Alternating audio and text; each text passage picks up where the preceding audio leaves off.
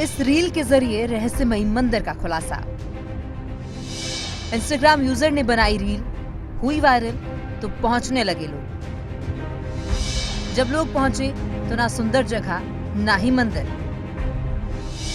Reel की खबरें अभी तक ने की पड़ताल तो जगह की सच्चाई कुछ और।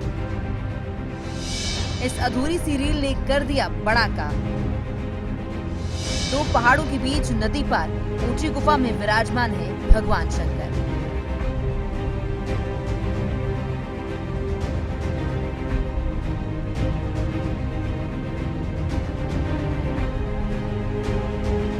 देवभूमि हिमाचल, जहां के कण कण में देवी देवताओं का वास है और लोगों के दिलो दिमाग में आस्था का अंबार। हिमाचल में कई रहस्यमयी और अनोखे मंदिर हैं, जिसमें से कुछ विशेष रूप से प्रसिद्ध हैं। कुछ ऐसे मंदिर भी हैं जो अपने अद्वितीय इतिहास, मान्यताओं और रहस्यों के लिए जाने जाते हैं, लेकिन दुनिया के आगे अभी भी लुप्त हैं। आज हम ऐसे ही मंदिर की बात करने जा रहे हैं, जिसके बारे में जानकर आप हैरान हो जाएंगे। जी हाँ, हम कांगड़ा के पंचरुखी विधानसभा के रजौट में स्थित एक ऐसे शिव मंदिर की बात कर रहे हैं जो अभी तक लोगों की नजरों के सामने कभी नहीं आया, लेकिन सोशल मीडिया की चकाचौंध ने इस मंदिर को पहचान दिलाई।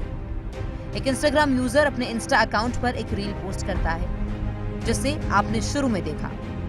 मनमोहक जगह है, खूबसूरत सी नदी है और संकरे रास्ते हैं। कुछ बच्चे नदी में कूद रहे हैं और गर्मियों का आनंद ले रहे हैं। ये रील जैसे इंस्टाग्राम पर डलती है और वायरल हो जाती है। कमेंट में लोग पूछते हैं कि ये जगह कहाँ है और इस जगह जाने की इच्छा जताते हैं। फिर क्या था, लोग यहाँ पहुँचने लगे, लेकिन जब लोग पहुँचे तो वहाँ ना लोग ना मंदिर, क्योंकि रील पर जो इन्फॉर्मेशन थी वो गलत थी। खबरें अभी तक ने जब इस रील की सच्चाई जानी तो कांगड़ा के पंचरुखी विधानसभा के रजौट की निकली। जब खबरें अभी तक टीम वहां पहुंची तो पता चला कि यहाँ सिर्फ ये खूबसूरत जगह ही नहीं, बल्कि एक रहस्यमय अपने इतिहास को छिपाए एक मंदिर है, जो सदियों से लाखों लोगों की आस्था का प्रतीक है। सबसे पहले ये रिपोर्ट देखिए। हिमाचल प्रदेश को देवभूमि के नाम से जाना जाता है और हिमाचल प्रदेश में कई ऐसे धार्मिक स्थल हैं जहां लोग अपनी आस्था को या मन्नत को पूरी करने के लिए आते हैं। हिमाचल प्रदेश के जिला कांगड़ा के पंचरुखी में रजौट गांव में ये नदी के साथ साथ जो गुफानुमा मंदिर है, वहां पर भगवान शंकर साक्षात विराजमान है और भगवान शंकर के दर्शन करने के लिए हजारों की संख्या में यहाँ पर लोग आते हैं। यहाँ पर भंडारा भी लगाया जाता है और आपको बता दें कि आज यहाँ पर सड़क बन चुकी है, लेकिन कुछ साल पहले यहाँ पर बांस के पुल बनाए गए थे। ये सामने वाली जो गुफा है, इस गुफा में आप देख सकते हैं कि यहाँ पर साक्षात भगवान शंकर जो हैं वो विराजमान है। भगवान शंकर इसी गुफा में विराजमान है और भगवान शंकर के दर्शन करने के लिए लाखों हजारों की संख्या में लोग आते हैं। ये झाड़ियों के बीच में आपको ये जो तस्वीर दिखाई दे रही है, ये मूर्ति जो है ये भोले शंकर की मूर्ति है। इसी पूरी गुफा के साथ साथ चलते तो ये वो गुफा का दरवाज़ा है जहाँ से लोग अंदर जाते हैं। लेकिन आज भी अगर ऐसे धार्मिक पर्यटक स्थलों को अगर कहीं ना कहीं आप उजागर करना चाहते हैं और पर्यटन को बढ़ावा देना चाहते हैं तो यहाँ पर आप आ सकते हैं और यहाँ का मनमोहक नज़ारा, साथ ही साथ अपनी मनोकामना, हर वो इच्छा पूरी कर सकते हैं जो यहाँ आने पर होती है।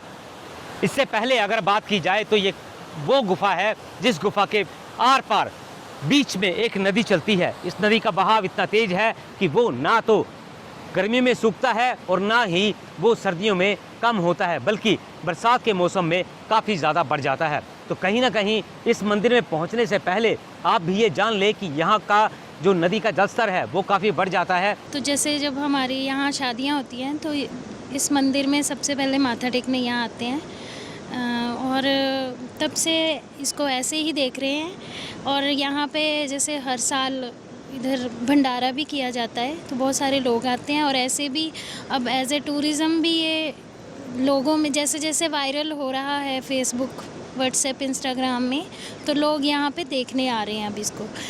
बट ये है कि यहाँ थोड़ी और डेवलपमेंट होनी चाहिए। किस तरह के डेवलपमेंट चाहते हैं? मतलब टूरिज़्म के तौर पे ये थोड़ा इसको और बढ़ावा दिया जाए और सरकार की तरफ से थोड़ा फैसिलिटीज़ दी जाए यहाँ पे।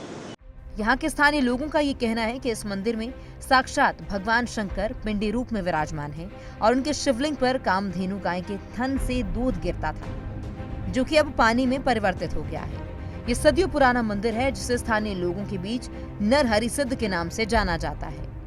माना जाता है कि सदियों पहले इस मंदिर में एक पुजारी हुआ करते थे और उस वक्त इस मंदिर में बर्तनों के ढेर लगे होते थे और जब भी गांव में या दूर दराज के इलाकों में शादियां होती थी तो खाना बनाने के लिए लोग इस मंदिर से बर्तन ले जाया करते थे।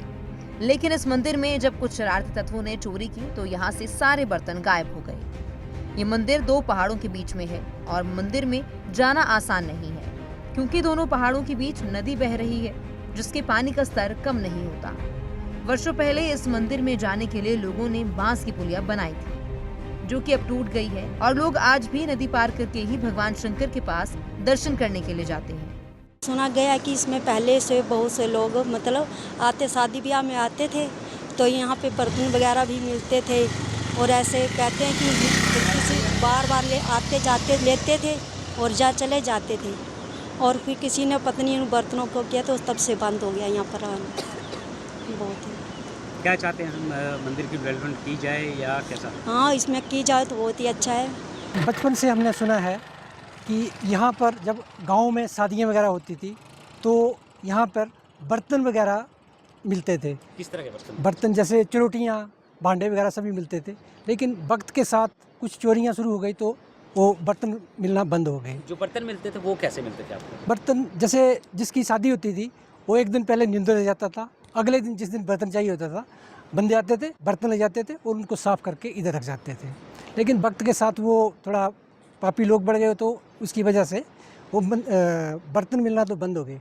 लेकिन उसके बाद कुछ समय बाद ऐसा भी आया कि यहाँ से दूध टपकता था जो कि पानी गिरता था जिसका स्वाद बिल्कुल दूध की तरह होता था और उस गुफा में थन के जैसा मतलब आकार बना हुआ है जिस पानी का स्वाद बिल्कुल दूध की तरह होता था।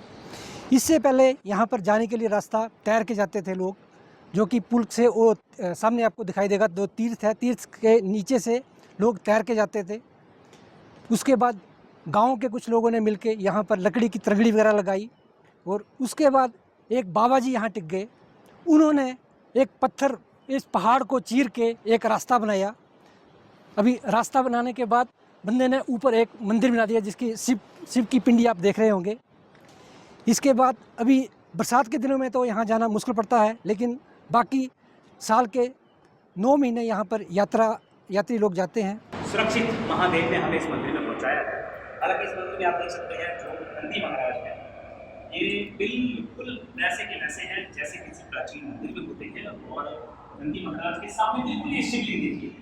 आप ये पहले शिवलिंग देख सकते हैं। जो शिवलिंग है उस शिवलिंग पर ना कोई फूल है ना कोई चढ़ावा है क्योंकि यहाँ पहुँचना बहुत ही मुश्किल है, दुर्गम ये क्षेत्र है। और मैं आपको बता दूं कि यहाँ पर एक देखिए ये वो शिवलिंग है। इसी शिवलिंग पर लोग पूजा करते थे और कहा जाता है कि यहाँ पर भी शिवलिंग पर दूध गिरा करता था। अब बात आती है उस गुफा की, जो गुफा विशालकाय गुफा है और ये देखिए ये हैं वो कामधेनु गाय के थन। ये वो कामधेनु गाय के थन हैं जिनसे अब पानी टपक रहा है और पहले के समय में यहाँ पर इन थनों से दूध टपका करता था। लेकिन कहा जाता है कि जब छल हो जाता है उसके बाद भगवान भी खुद ब खुद रुष्ट हो जाते हैं। तो ये विशालकाय गुफा आप देख सकते हैं कितनी बड़ी ये गुफा है और इस गुफा में जो है पहुंचना काफ़ी मुश्किल है। और भगवान शंकर ने यहाँ पर अपनी जो है वो एक जगह बनाई थी जहाँ पर लोगों को दर्शन दिया करते थे। और इसके बाद आप देख सकते हैं कि यहाँ पर जो है एक शिवलिंग और भी है। ये शिवलिंग ये देखिए, ये जो शिवलिंग है इसकी पूजा जो है वो की जाती थी और इसी के ऊपर जो है वो दूध टपकता था। तो दूध जो है आप ये देख सकते हैं जो ये चारों तरफ ये एक हर तरफ देखा जाए तो थन भी नजर आएंगे, कामधेनु गाय के थन नजर आए, चाहे कोई भी समझ लीजिए। ये सारे के सारे जो हैं वो भगवान शिव शंकर के इस शिवलिंग पर दूध बहका करते थे या टपका करता था। वो भी एक राज की बात है, लेकिन जो लोगों ने बताया है उससे कहीं ना कहीं ये एक प्राचीन और रहस्यमय मंदिर बन चुका है। और यहाँ पर कई लोगों की आस्था भी जुड़ी हुई है और कहा जाता है कि यहाँ पर हर क्षेत्र जो है आसपास के जो लोग हैं उनके घर में अगर शादी होती थी तो उनको शादी के लिए जो खाना बनाने का आयोजन होता था उसमें बर्तन दिए जाते थे। हिमाचल प्रदेश देवी और देवताओं की भूमि है। ये आज की बात नहीं, बहुत पुरानी बात है। लेकिन आज हमने एक रियल फैक्ट चेक किया है जिसमें रील्स और रियल का फ़र्क बताया गया है। क्योंकि एक मंदिर था जिसको वाटरफॉल के नाम पर फेमस किया गया, इंस्टाग्राम पर रील डाली गई, लेकिन आज मेरे साथ वो व्यक्ति, जो वो युवक खड़ा है जिसने रील्स और रियल का बिल्कुल फैक्ट बताया है। इस वक्त हमारे साथ अमित मौजूद हैं। अमित, ये किस तरह देखा आपने कि आखिर आपने रील देखी और आज ये रियल में परिवर्तित हो गया, जा कहीं और रहे थे और पहुंच कहाँ गए?